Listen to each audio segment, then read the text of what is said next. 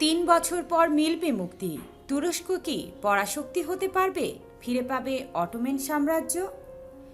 প্রথম বিশ্বযুদ্ধে পরাজয়ের পর ব্রিটেনের নেতৃত্বে মিত্র শক্তিগুলো তুরস্কের সামগ্রিক উন্নতি রোধ করার জন্য বিবিধ অন্যায় এবং অপমানজনক নিষেধাজ্ঞা আরোপের সঙ্গে সঙ্গে তাদের পরিচয় পর্যন্ত বদলে দেয় ১৯২৩ সালে সম্পাদিত লুজান চুক্তির মাধ্যমে।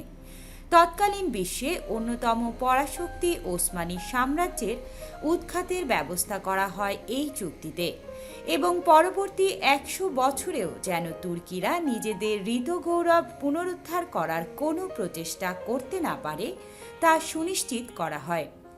১৯২৩ সালে সম্পাদিত চুক্তির মেয়াদ শেষ হচ্ছে ২০২৩ সালে। তুরস্ক মুক্তি পেতে যাচ্ছে অনেক বিধিনিষেধ এবং নিষেধাজ্ঞার হাত থেকে। তারপরে কেমন হতে পারে তুরস্কের ভবিষ্যৎ?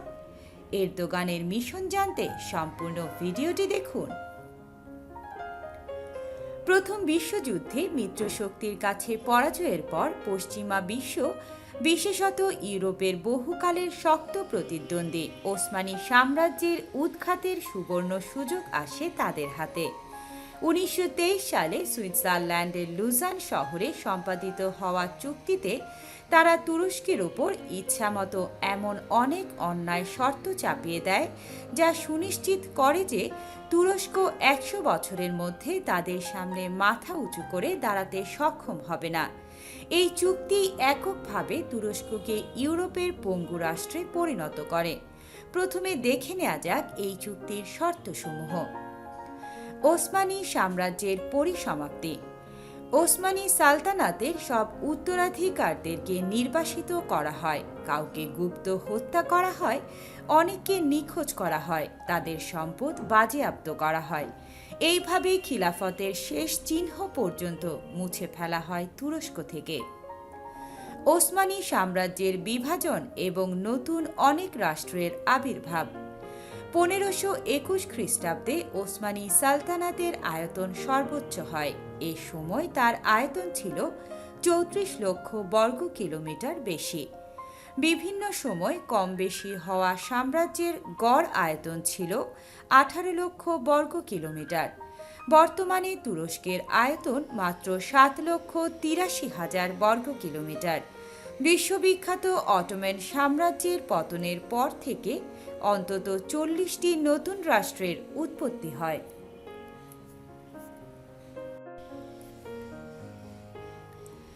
ইসলাম বিরোধী সেকুলার রাষ্ট্র প্রতিষ্ঠা। কামাল আতাতুর্কের নেতৃত্বে তুরস্কে প্রতিষ্ঠিত হয় ইউরোপ আমেরিকার তাবেদার সেকুলার রাষ্ট্র। নিষিদ্ধ করা হয় আরবি চর্চা, বন্ধ করা হয় হাজারো মাদ্রাসা, মসজিদে মসজিদে আজান নিষিদ্ধ করা হয়, হত্যা করা হয় বহু ইমাম, মুয়াজ্জিন, ইসলামী স্কলার এবং আলেমকে। ইসলামী সালতানাতে মূলত দুটি ভাষা প্রচলিত ছিল, একটি আরবি, অপরটি ফার্সি। সাম্রাজ্যের বর্ণমালাকে আবজাদ বলা হতো, যা ওসমানী সাম্রাজ্যের ভাষা বলে পরিচিত ছিল। তাদের রাষ্ট্রীয় ভাষার পরিবর্তন ঘটিয়ে প্রচলন করা হয় ল্যাটিন ভাষার। এইভাবে রাতারাতি একটি জাতিকে ফেলে দেয়া হয় অক্ষর জ্ঞানহীন, পরিচয়হীন একটি অন্ধকার কূপে। তুরস্কের প্রাকৃতিক সম্পদ অনুসন্ধান এবং আহরণের উপর নিষেধাজ্ঞা। চুক্তির পরবর্তী ১০০ বছর তুরস্ক নিজেদের ভূমিতে বা বাইরে কোনো দেশে প্রাকৃতিক সম্পদ আহরণ এবং অনুসন্ধান করতে পারবে না। বর্তমান বিশ্বে অনেক দেশের অর্থনীতি শুধুমাত্র তেলের উপর নির্ভরশীল, যেখানে তুরস্ককে তেল উত্তোলন করা থেকে সম্পূর্ণ বিরত করা হয়। ফলে তুরস্ক নিজেদের প্রয়োজনে সব রকম জ্বালানি আমদানি করে বাইরের দেশ থেকে, যা তাদের অর্থনৈতিক উন্নতিতে প্রধান অন্তরক। বসফরাস প্রণালীর আন্তর্জাতিকরণ।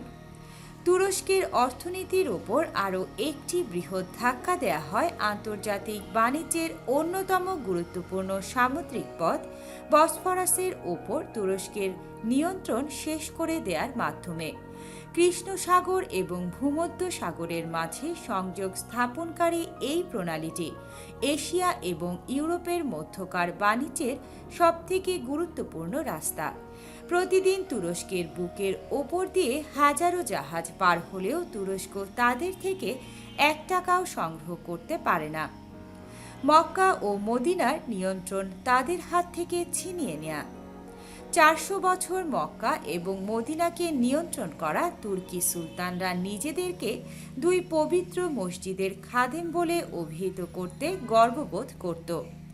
ওসমানী সাম্রাজ্য থেকে পৃথক হওয়ার পর 1932 সালে আমেরিকার মদতপুষ্ট সাউদ গোষ্ঠী সৌদি আরবের মসনদে বসার পর মক্কা ও মদিনার নিয়ন্ত্রণ গ্রহণ করে।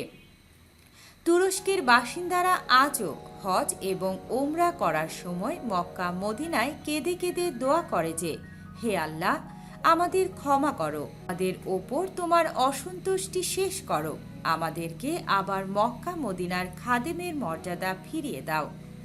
তুর্কিরা হজের সময় নিজেদের সঙ্গে এক ধরনের মানচিত্র নিয়ে আসে, যাতে মক্কা মদিনার পূর্বের সব পবিত্র স্থাপনার বর্ণনা আছে, যার মধ্যে অনেক স্থাপনা সৌদি সরকার মাটির সঙ্গে মিশিয়ে দিয়েছে। তারা নাম নিয়ে নিয়ে সেই সব জায়গায় সাহাবীদের কবর জিয়ারত করে। 2023 সালের পর তুরস্ক যা করতে পারে, তুরস্ক হয়তো আবারও ফেরাতে পারবে না ওসমানী সালতানাতের সেই সোনালী দিনগুলো, তবে তারা যে আস্তে আস্তে সেই দিকেই যাবে তা এক প্রকার নিশ্চিত। তুরস্ক সেই উদ্দেশ্যেই তাদের জনগণ সহ সমগ্র মুসলিম উম্মাকে সালতানাতে ওসমানিয়ার গৌরবময় দিনগুলো সম্পর্কে ড্রামা সিরিজ, চলচ্চিত্র ইত্যাদি তৈরির মাধ্যমে অবহিত করছে। তুরস্কের বর্তমান অর্থনীতি খুব একটা বৃহৎ আয়তনের নয়। তাদের জিডিপি হল $743 বিলিয়ন। 2019 সালের হিসেব, যা বিশ্বে 19তম।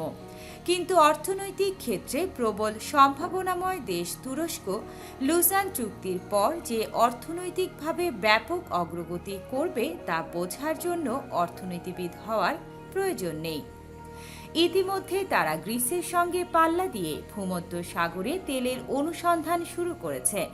নিজেদের দেশের প্রয়োজনের একটা বড় অংশ তারা নিজেদের উত্তোলিত তেল থেকে পূরণ করতে পারলে তাদের বৈদেশিক বাণিজ্য ঘাটতি অনেক কমবে এবং তাদের অর্থনৈতিক প্রবৃদ্ধি, যা 2019 সালের হিসেব অনুসারে ছিল 1% কম, তা অনেক বৃদ্ধি পাবে। তারা নিশ্চিতভাবেই বসফরাসের ওপর নিজেদের অধিকার কায়েমের চেষ্টা করবে এবং এতে বাধা এলেও তারা সফল হবে বলে বিশেষজ্ঞরা মনে করেন। আমেরিকা যে তাতে বাধা দেবে তা ভেবেই তারা এখন থেকে চীন, রাশিয়া, ইরান, পাকিস্তানের সঙ্গে মজবুত কূটনৈতিক সম্পর্ক স্থাপন করেছে। তুরস্ক এরদোয়ানের আমলে আতাতুর্কের প্রতিষ্ঠিত মুসলিম বিদ্বেষী সেকুলার ছবি থেকে বেরিয়ে এসেছে এবং মুসলিম বিশ্বের নেতৃত্ব দান করার ক্ষেত্রে সবার থেকে এগিয়ে আছে। সব মিলিয়ে দেখতে গেলে তুরস্কের ভবিষ্যৎ যে খুব উজ্জ্বল তা বলার অপেক্ষা রাখে না। সব ঠিকঠাক থাকলে তারা নব বিশ্ব শক্তি রূপে আত্মপ্রকাশ করতে যাচ্ছে এক দশকের মধ্যে এবং এটি নিঃসন্দেহে মুসলিম বিশ্বের জন্য আবার সুখের দিনের বার্তা বহন করে আনবে।